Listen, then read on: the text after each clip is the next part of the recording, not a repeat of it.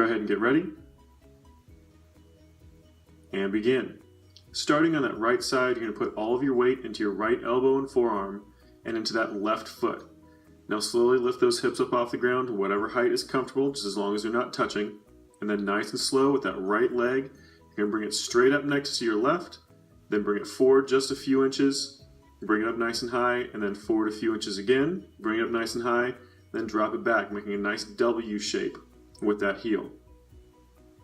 Just a nice slow fluid motion, trying to get a nice tight squeeze at the top of each one of those points of that W, and just going through that motion forward and back. Have about 5 seconds left. And let it relax. Alright, we're going to switch sides, do the same thing on the other side, so flop over to that left side this time.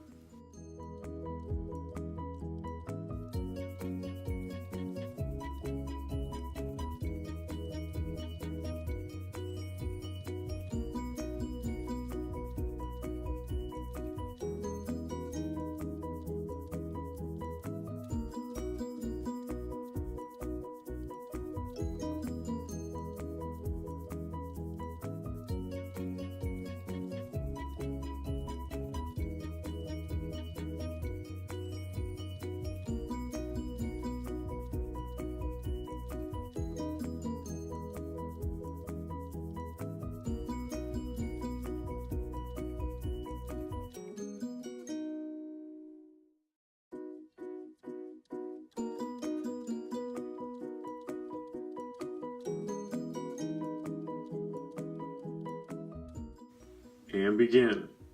Now start in that regular ski squat, going straight down with those feet really nice and close together. Then as you come up from that squat, lift one leg off the ground, tilting that heel up and out to the side, getting it up as high as you possibly can. And then nice and slow right back down to that ski squat.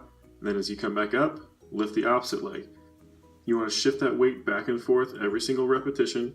And as you lift that leg up off the ground, you want to try to rotate that thigh as much as possible out to the side, so that actual shin comes up to parallel to the ground, or as close to parallel to the ground as you can rotate that leg. That's what's going to activate that inner thigh. Just keep it going, almost done. Just about 5 seconds left. And go ahead and let it relax. Alright, next one is the scissor kicks. So go ahead and lay down flat on your back for this one. Go ahead and get ready. And begin. Those legs come straight up over top of those hips, and then you're going to start kicking those legs back and forth, crossing over top of each other each time. Just make sure that you're actually alternating which foot is on top every single time. Now be really careful not to really kick your legs. You don't want to go really quickly and out of control. You want to always have a nice controlled motion going back and forth, even though this is a quick motion. Now concentrate on keeping those abs sucked in nice and tight, pressing that lower back down to the mat as best you can. Make sure you don't put those hands underneath that lower back or that butt. You want to actually have those out to the side. Otherwise, it takes a lot of that effort away from those abdominal muscles. So just keep those legs going. Nice controlled motion back and forth. We're almost done. About 5 seconds left. And let it relax.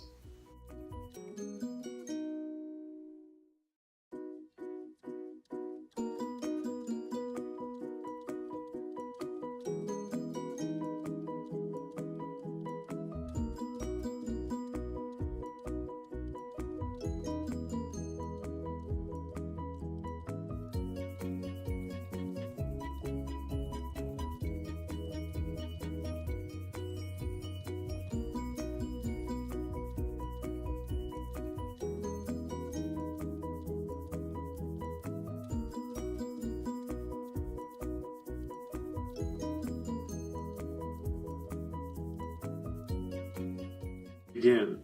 Now you want to drop down into a half or quarter squat, and then nice and quick, jump those feet in and out, barely tapping those toes to the ground before you're jumping right back in again. So try to keep those legs moving as quickly as possible, trying to keep as low as possible the entire time. As those legs start to get tired, you'll want to start coming up higher and higher and higher, but try to keep your hips really nice and low. The lower you stay, the more those legs have to work, the more toning you're going to get out of those quadriceps, those glutes, and those inner thighs. Just keep that motion going. We're almost done. Just about 10 seconds left. 5 seconds. And let it relax. And begin. So come up to a full push-up position. You're going to tuck one knee underneath you and kick that leg out to the side, trying to keep those shoulders pretty much level across, rotating those hips as much as you possibly can. Working that inner thigh to try to keep that leg as high as possible as you kick out to the side. Rotating those hips, working those obliques and abdominal muscles at the same time.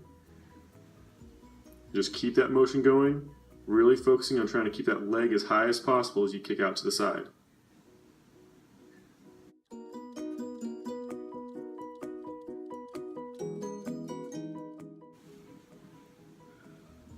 Go ahead and get ready. And begin.